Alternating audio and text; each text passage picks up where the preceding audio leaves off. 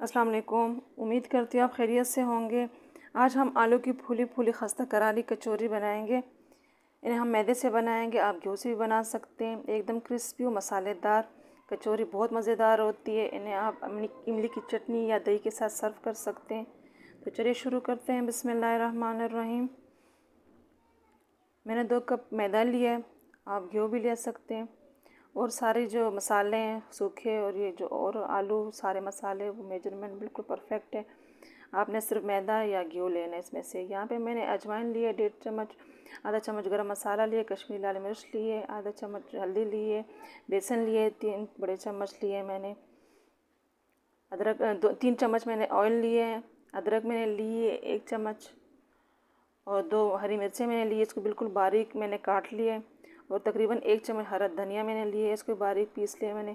10 दाने मैंने काली मिर्च के लिए, 1 चम्मच मैंने लिए ज़ीरा, एक आधा चम्मच मैंने लाल नमक लिया है, सुर्ख लाल मिर्च साबित लिए, 1.5 चम्मच मैंने सूखा धनिया लिए, 4 अदद मैंने उबले हुए आलू लिए।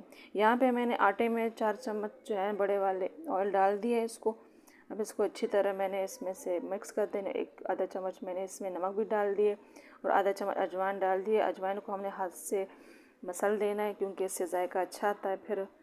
तो पहले सब चीज़ों को अच्छी तरह इस मसल कर हम इसको वो कर देंगे ताकि हर बिल्कुल आटे में जो हमारा सारी चीज़ें वो हो जाए। आप देखें जैसे बेंट हो रही है ऐसे आपस में ये मिल रही है। अब थोड़ा सा नीम गर्म पानी मैंने लिए।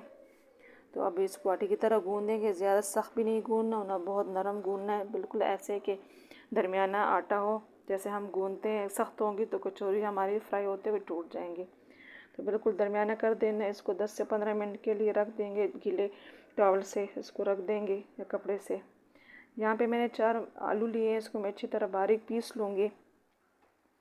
बिल्कुल बारीक पीसना है इसको, वरना तो हमारे जो फ्राई होते हैं कचौरी टूट जाती है। ये सूखे मसाले हैं, मैंने इसको चॉपर से दरदरे वो करने। इसको पहले मैंने फ्राई किया तवे पे, अब मैंने इसको दरदरा चॉप करना। ये देखिए इतना ही, इससे टेस्ट अच्छा आता है कचौरियों में। तो बहुत बारीक नहीं पीसने इसको। यहाँ पे फ्राई पैन में मैंने 1 चम्मच ऑयल डाला है और जो सूखे मसाले वो मैंने इसमें थोड़ी देर के लिए फ्राई कर देने। ऑयल ज़्यादा नहीं डालना वरना फिर कचौरियाँ जो है ना ऑयली बनती है, इस वजह से हमने ऑयल थोड़ा ही डालना है बस। यहाँ पे मैंने बेसन इसमें ऐड कर देना है और अच्छी तरह इसमें से जब तक खुशबू ना आने लगे तब तक इसको फ्राई कर देना मसाले में। यहाँ पे मैंने अदरक भी ले लिया तो वो भी इसके साथ ही मैं अच्छी तरह भून लूँगी। अभी जो मैंने आलू बिल्कुल बारीक पीस लिए हैं वो इसमें ऐड कर दूँगी और उसको अच्छी तरह मसाले में मिक्स कर दूँगी ताकि ये जो है ना अच्छा इसका कच्चापन ख़त्म हो जाए। तो ऐसे ही इसको मसल कर सारे मसाले में हमने वो कर देना है, भून लेना है। थोड़ी देर इसको भूनेंगे। हल्दी जो मैंने ली है, कश्मीरी लाल मिर्च, गरम मसाला जो मैंने लिए है और जो मैंने लाल जो है नमक लिए है वो मैंने डाल देना। और यहाँ पे मैंने आधा चम्मच जो है ना जो रोटीन जो हमारा आम नमक वो भी डाल दिए और जो हरी मिर्चें और धनिया वो भी मैंने लास्ट में डाल दिए। और उसको थोड़ी देर के लिए चंद सेकंड के लिए हमने इसको भून देना। भून लेके अब इसको खुले बर्तन में डाल देंगे ताकि ये अच्छी तरह ठंडी हो जाए। खुले बर्तन में हमने इसको थोड़ी देर के रख देना है। अब इस जो हमारे उबले हुए आलू है ये ठंडे हो चुके हैं। अब इससे नींबू साइज़ के हमने बॉल बनाने। बॉल इस वजह से बना रहे हैं ताकि जो हमारी कचौरी उसमें से फैले नहीं और ये हमारे जो है कचौरी में अच्छी तरह वो हो जाए। तो हमने पहले इससे बॉल बना देने ताकि जो है हमारे जो कचौरी है वो सही बने। आप चम्मच से ऐसे ही डाल सकते हैं लेकिन मैंने पेड़ा बना दिया। अब ये देखिए मैंने इसका भी पेड़ा बना देना है।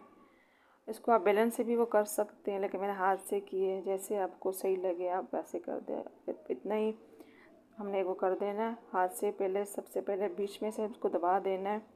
अब साइडों से हमने इसको वो कर देना है, बीच में इसका हिस्सा ऐसे ही रहने दें। अब थोड़ा सा हमने इसमें स्पेस कर देनी और इसको साइड ऐसे उठा उठा के इसको आपस में मिला देना है और फिर जो है ना गोल गोल इसको घुमाना है ताकि ये फ्राई होते हुए खुले नहीं, क्योंकि ऑयल गर्म हो जाता है तो ये इस वजह से ये फिर जब फ्राई होती है तो खुल जाती है। तो इसको हमने ऐसे घुमाना है और इसका एक्स्ट्रा ऊपर जो आटे का वो है वो इसको हटा देना है। इसके ऊपर ही दबा दें या हटा दें इसको आटे में, और आटे में मिक्स कर दें इसको, और बीच वाले हिस्से को हमने ऐसे दबा देना है। इससे हमारी जो कचौरी है वो फूली बनती है। ऑयल हमने बस लो फ्लेम पे वो करना है, और मैंने थोड़ा सा आटा डाला है, बिल्कुल यही इतना ही हमें चाहिए, गरम, ज़्यादा गरम नहीं हो। अगर गरम होंगी तो ऊपर से फ्राई हो जाएंगे, अंदर कच्चा ही रहेगा और ना फूली बनेगी। ऐसे ही दूसरी भी हमने सेम वही तरीका है, वैसे ही हमने इसको भी बनाना है। साइडों से खींच खींच के ऊपर लेके आना है उसको, और फिर जो है ना सारा हमने उठा के उसको गोल गोल घुमाना है, और जो एक्स्ट्रा है वो हटा देना है। अब इसको हमने बिल्कुल लो फ्लेम पे वो कर देना है। 3 से 4 हम डाल सकते हैं, क्योंकि एक दूसरे के प्रेशर से ये जो है ऊपर फिर आ जाती हैं। ये ऐसे अगर आप ना हटाना चाहें तो इसके ऊपर ही इसको दबा दें, ऐसे बिल्कुल ऐसे, और बीच में इसको दबा दें। मैंने इसमें अभी 3 शामिल किए। अब ये बिल्कुल देखे ऊपर आ गई, ये खुद ही ऊपर आ जाती है। अपने इसको बिल्कुल हाथ नहीं लगाना, और अब इसके ऊपर ऊपर हमने ये गरम ऑयल जो है ना डाल देना है।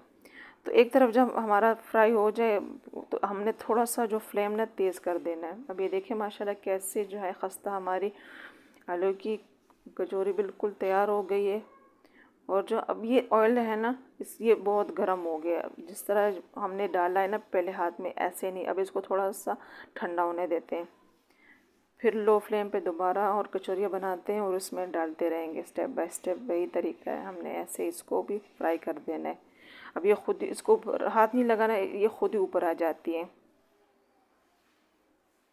अब ये देखिए माशाल्लाह हमारी जो है बिल्कुल लो फ्लेम पे हमारी कचौरी फ्राई हो गई है।